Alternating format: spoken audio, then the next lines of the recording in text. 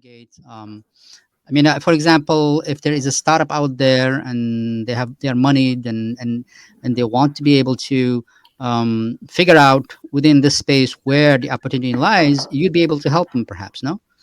Right. And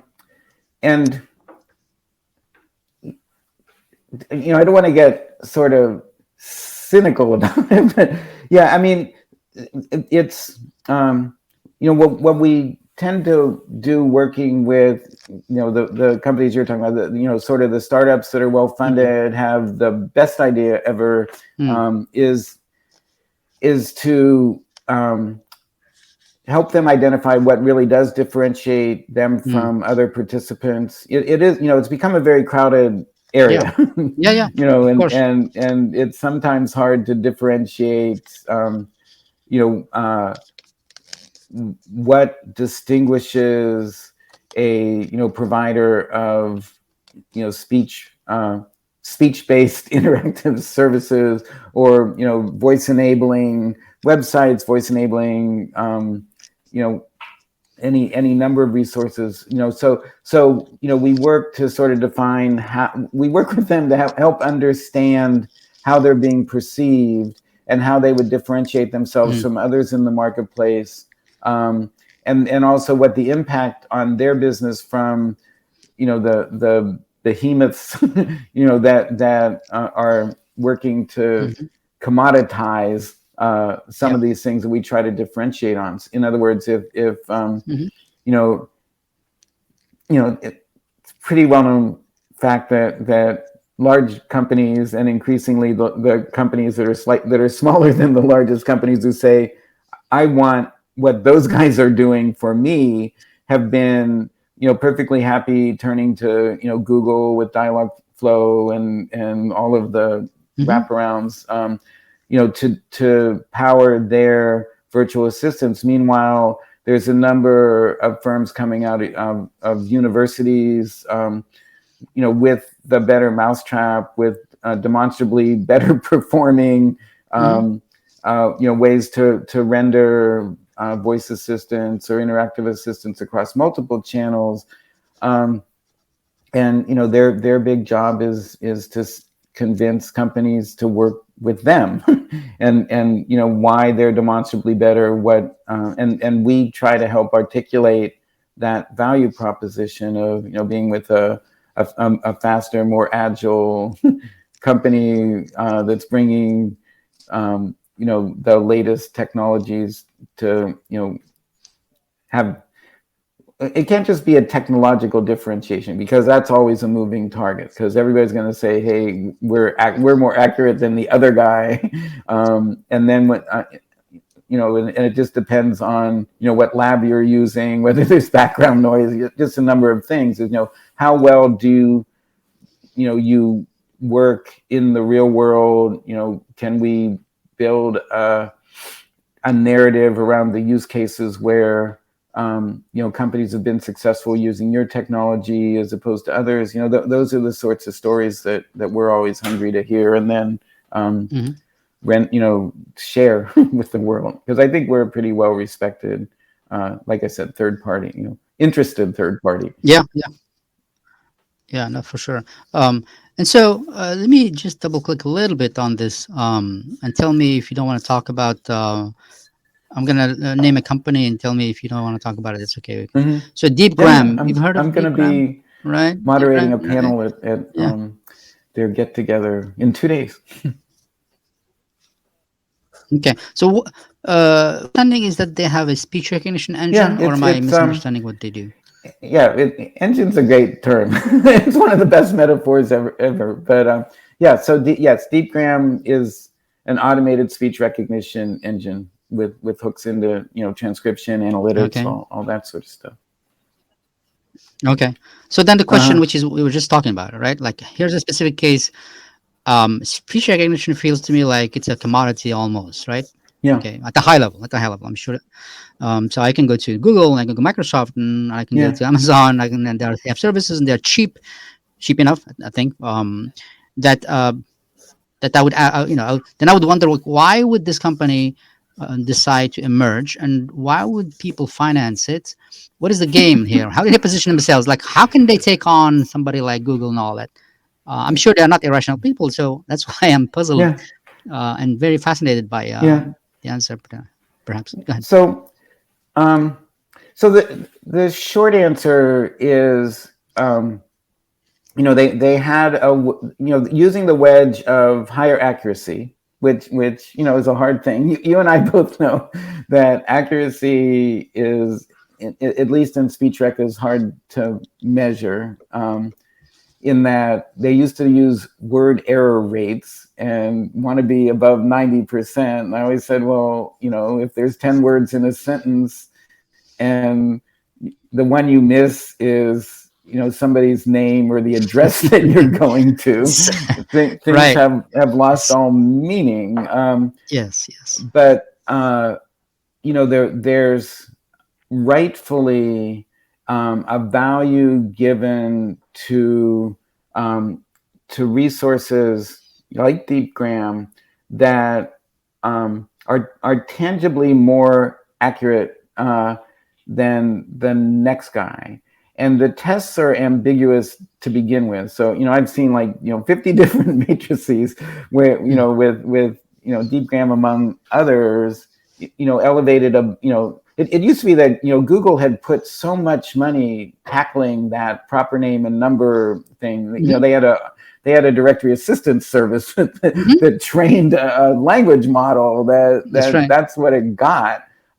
So Google, depending on the sorts of tests, was the target to exceed, Mm-hmm. and so there's a selling point to be made on pure accuracy, but then there's a lore around sort of the origins of DeepGram and the deep science and stuff that went into it, that is fighting the commoditization battle.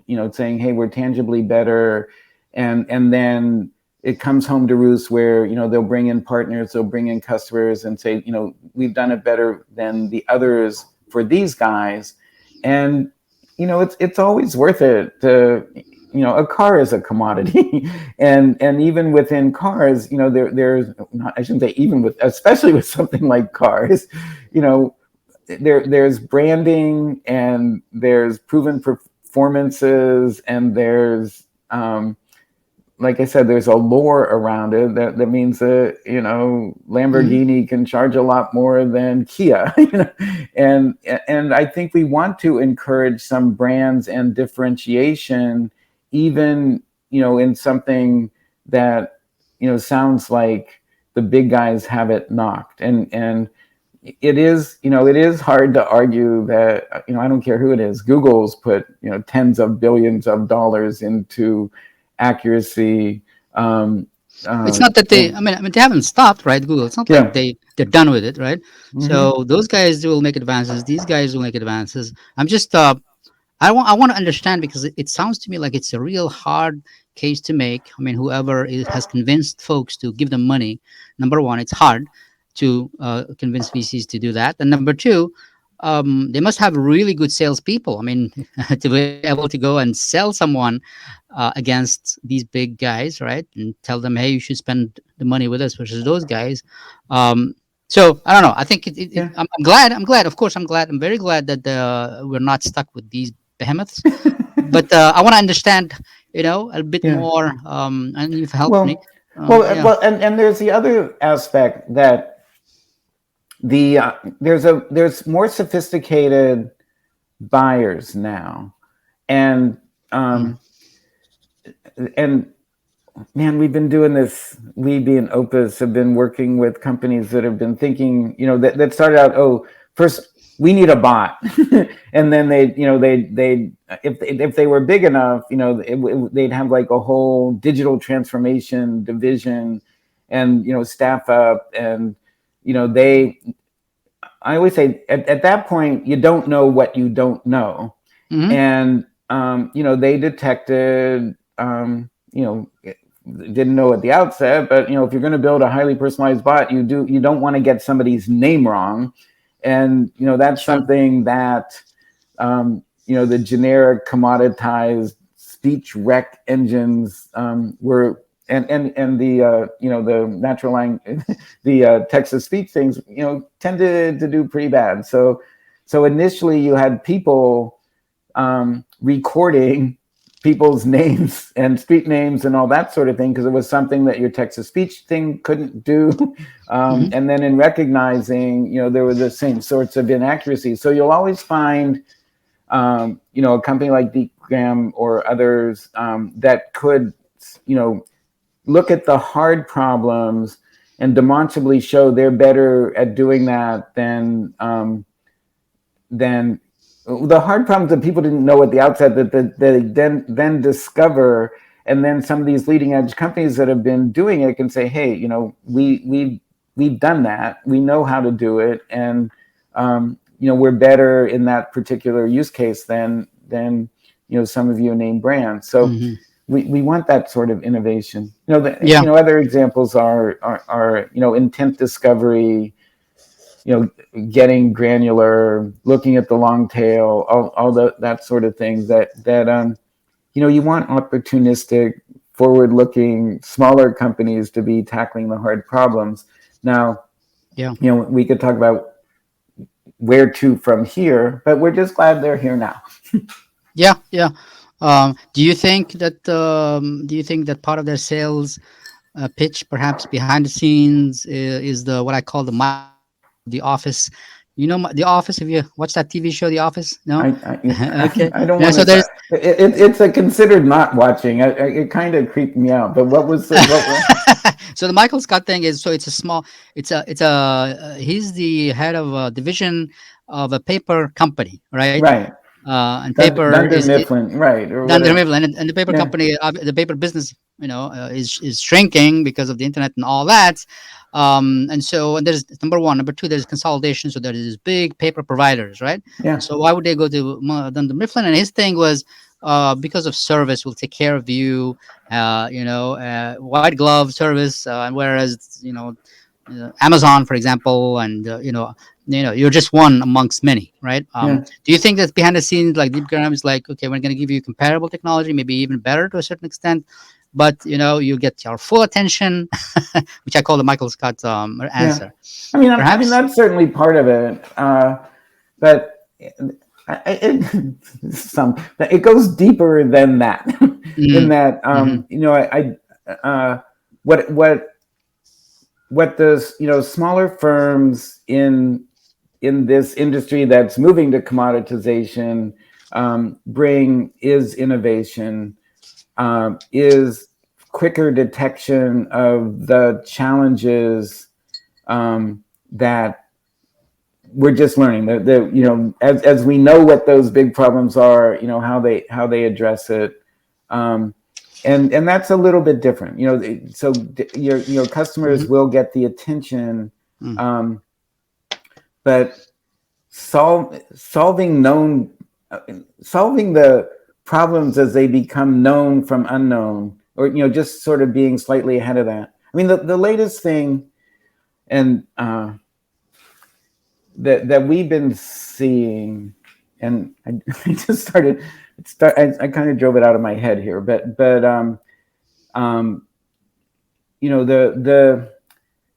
the discussions we've been having with DeepGram and some of its competitors and even the large guys is a very important one. That that the content of conversations between companies and their customers, we at Opus call conversational intelligence.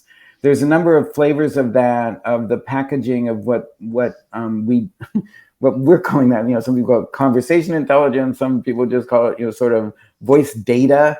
And there's a story to tell about how well you're integrated into the each company's sort of knowledge base about customers. Mm-hmm. And this is becoming very, very important. Now that cookies are supposed to go away, and you as a company can't track so well. But when you encounter Ahmed calling, and you can pull up information you've heard from Ahmed, um, then it's not a it's sort of a technical challenge, but it's more of a framing challenge. And if the commoditized speech recognition stuff that a Google or Amazon or Microsoft brings to the marketplace is getting good at sort of recognizing what somebody's saying and responding. A company like DeepGram, which is saying, no, we'll capture this stuff really accurately, we'll render it in a way that the back office information systems can use, next time they talk to this person, this is what Opus is calling, do better listening. So it's not, and that's going to get really, really important.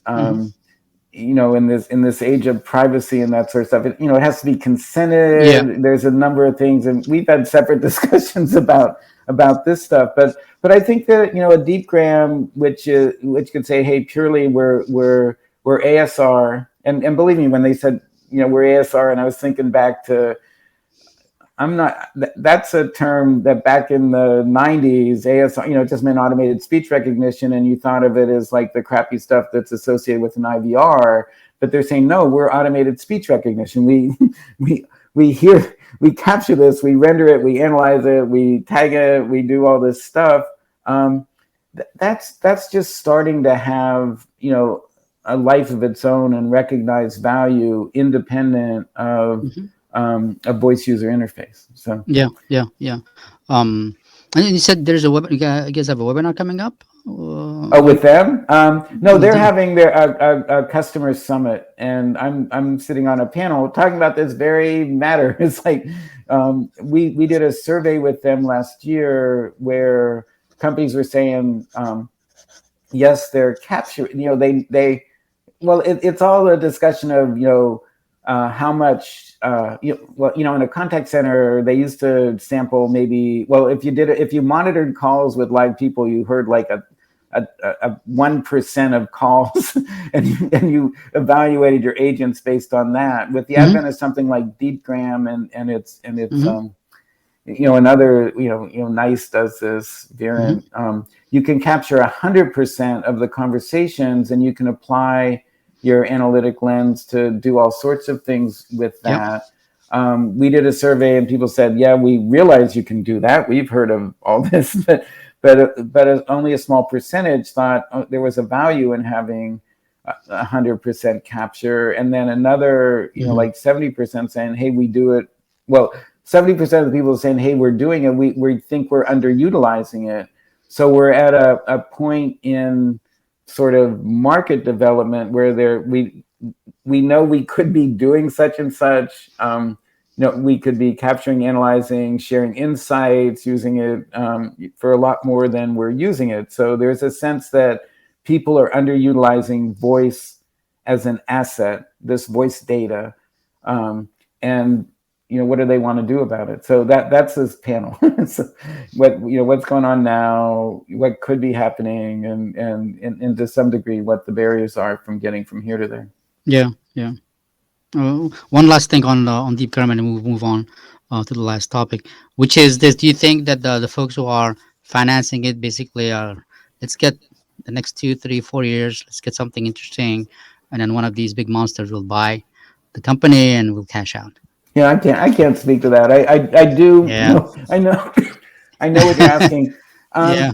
I mean, Nuance was To just me, bought for how many? right? How much? Right? Yeah, Lots and lots of dollars. yeah, tens of billions of dollars. By Yeah, Microsoft. Yeah. Go ahead. yeah. No, I have an MBA in finance from an Ivy League college. I long ago realized a lot of the basic disciplines around investing and portfolio theory I was taught back in 1980 are not the rules that are being applied now. When you invest in a firm based on growth, based on market potential, and that sort of thing. I do think that the investors are onto something, when they're framing these investments around the value of, voice, conversational intelligence. I think it is underutilized. There's a lot of room to grow, and Yeah. Deep Graham and a number of firms have a lot of potential there. Yeah. What the monetization moment, what the Yeah. that's very different from I'm not a financial analyst. Right. I'm Right. a Right. market analyst, and I I can tell understand. you there's a I lot of understand. potential here. Yeah. Yeah. No, I understand.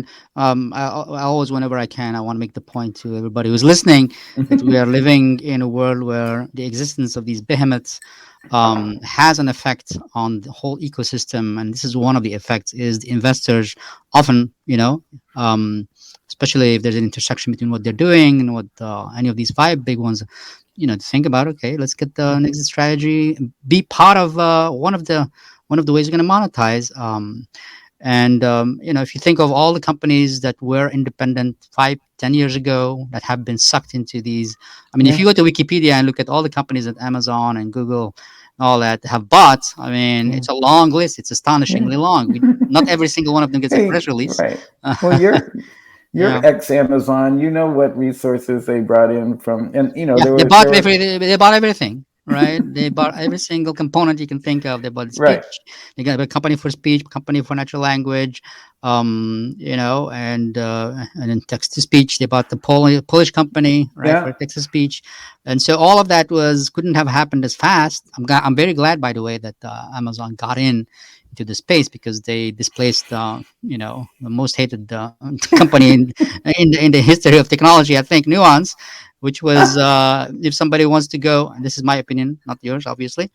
If you go to the Witlingo, there's a timeline, mm. and then you will see there all the lawsuits that Oh yeah, yeah, yeah, yeah, Nuance was slapping against companies that just felt it was threatening, and they had enough money to go and squash them. And one of them was Vlingo. Remember Vlingo? yeah. I do. Vilango, right? Vilango, because those guys, I think a couple of folks, they left Nuance and they started their own company and they focused on mobile. And Nuance, decided that they needed to squash them, and they did squash them.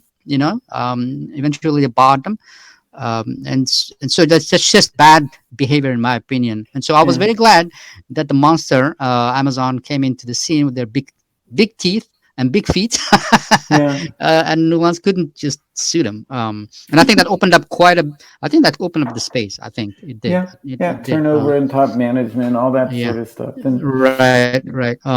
And so I want to make sure that people know that you are the inventor of conversational commerce term. yeah, I, rem- it's I under.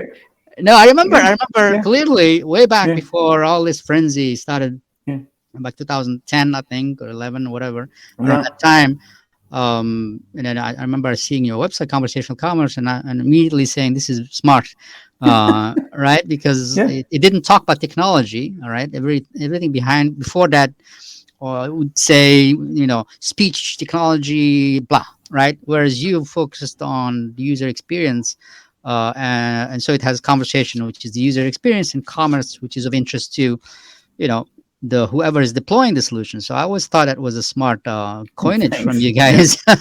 yeah. um, and so so let me ask you one last question.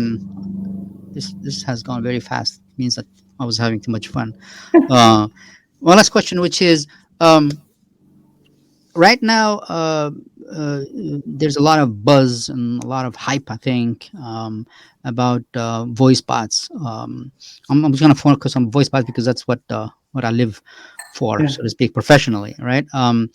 And yet, I think there is a core component of the voice bot world that is real, meaning um, the contact center, at least the voice component of the contact center, is still alive and thriving.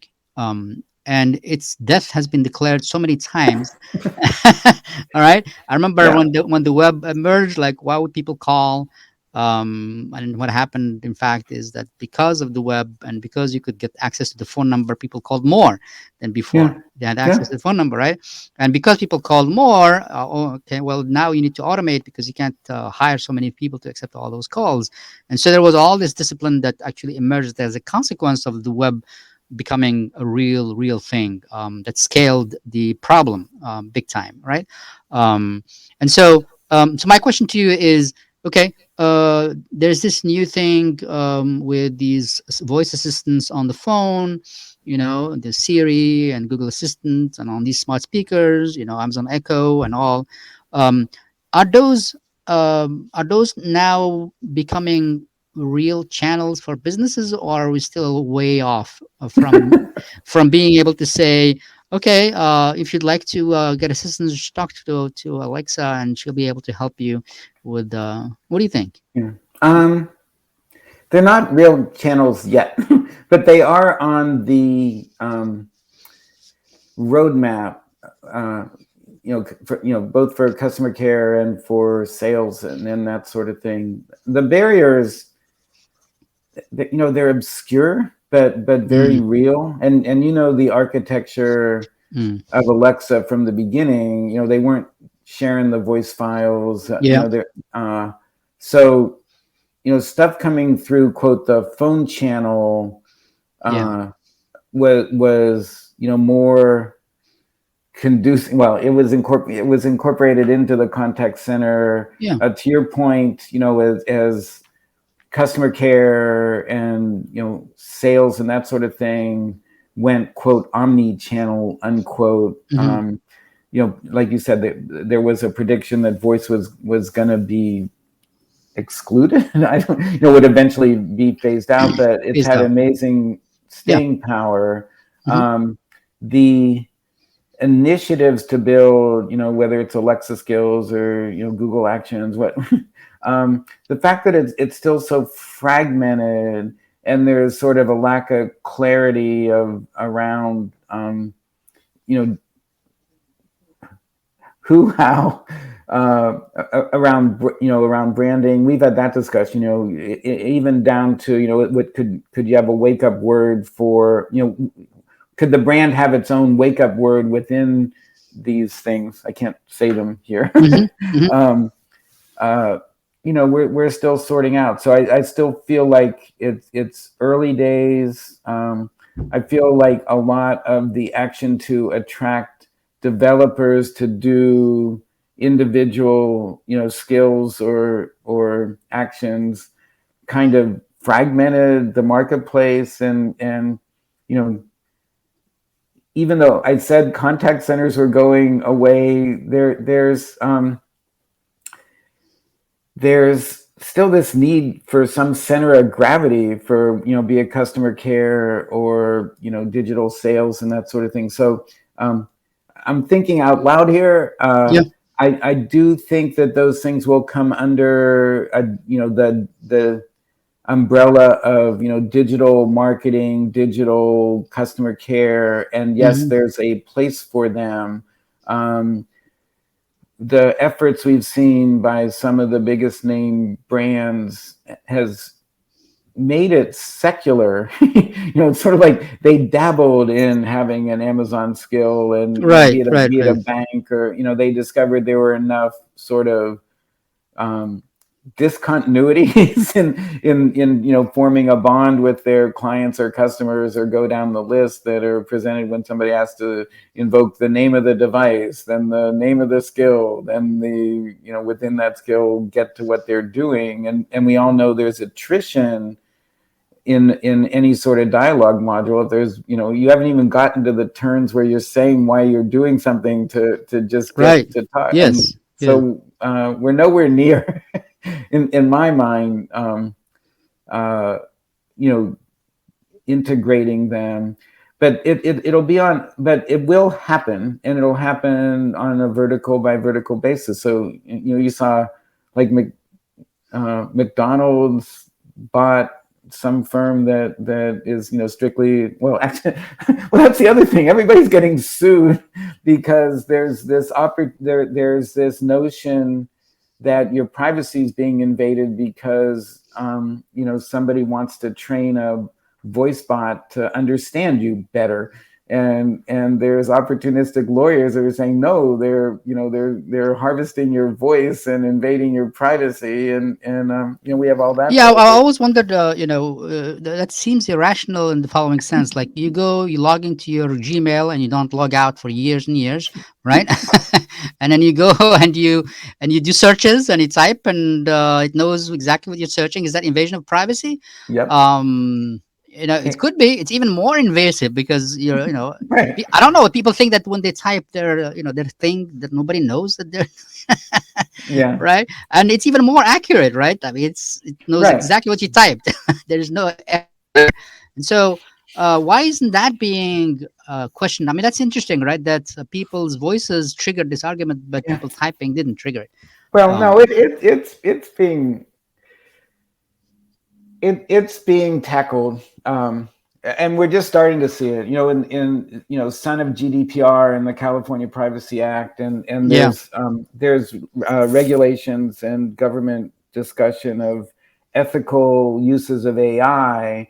And there's actually a clause in the European law that's being proposed is that you cannot use AI for the purposes of manipulation, and we'll what see does where that goes. Is it what does manipulation manipulation? mean? Yeah, it's sort of like, okay, Is personalization and manipulation, well, those are right? all the discussions we haven't had yet. So on Yeah. that note, Okay. All right. Well, Dan Miller, thank you so much for making the time to speak with me. sure. I appreciate it very much. Did you want to Yeah. say something else? No, Or I was just saying on that. should, That's probably not a bad time to stop. yeah, We're yeah. I mean, in close. I mean, we're in a very, very, when they say "May you live in interesting times," we're in a very interesting time right now. And our absolutely. counsel lately is that you want to keep sort of the customer facing user interfaces very simple and responsive, and yet we're just learning all the complex stuff that goes on in the background. And there's initiatives like what's going on with John Stein at the Open Voice Network that is insisting that you take an ethical approach to it. Opus firmly believes that that encompasses a lot of things that are just I don't. You could say they're just common sense, but they're not obvious. So you do Sure. have to take into account, whatever considerations keep, protect privacy, but not just in the compliance sense, but in the sort of a practical sense that you do want to encourage what we were just talking about, the use of what we say to train Mhm. resources somewhere to serve us better, and to make that explicit from the outset. And it's going to be very complex, Yeah, and in a way it's been a barrier. absolutely. Again, Dan Miller, thank you so much Thank you. for joining me. I appreciate it. For the folks watching, look at the page where this video will be posted for more information about Dan and Opus Research and all the good stuff they're doing. Dan, thank you so much. Thank you. Take care. Talk soon. Bye bye. Bye-bye. Bye.